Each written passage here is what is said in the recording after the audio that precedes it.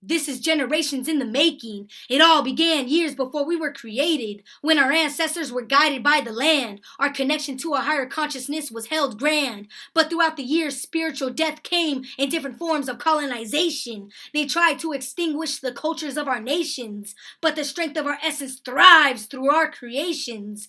Our culture manifesting throughout the ages, taking many forms each time reborn with the strength of our ancestors at the root of our core. Within each of us lies the power of the source, blessed by the creator, challenged by the demons of the devil's sweet tales trying to lead us to betrayal, but we shall always prevail, finding strength in who we are. This armor formed from spiritual scars, layers upon layers of lifetimes defending our identities, defying the oppressor to define who we are destined to be. Against all odds, we survived suffering and poverty, the imprisonment of our bodies, the psychological and emotional traumas from growing up in the streets. I'm just one of many young gunners doing what we had to do to just breathe, coming out the concrete, fighting hard to succeed, with the betterment of our people at the root of our cultural seed. It is not lost on this court that you, unlike many people from much more advantaged backgrounds, are able to acknowledge the sins of your youth in front of everyone in open court and say, yeah, I was bad, I did bad stuff, but I'm not that person anymore.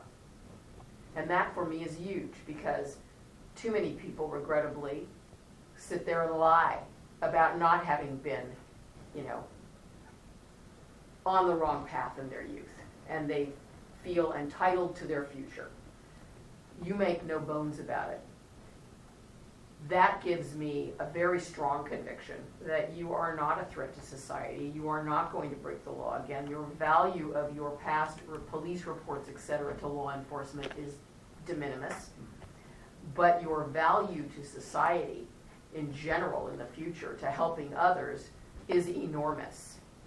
So doing just a pure judicial analysis of the facts before me, not swayed by emotion or by my personal pride in your accomplishments, just looking at this as a judge is supposed to, you are the kind of person that 782 was written for.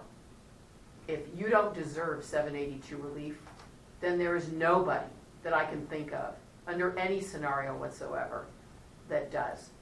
So the motion is granted.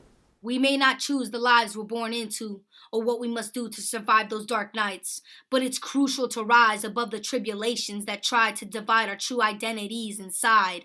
Choose to feed the eternal flame ignited lifetimes ago, burning with creation, our freedom to begin again. The very essence of our culture survives in the creations of our people.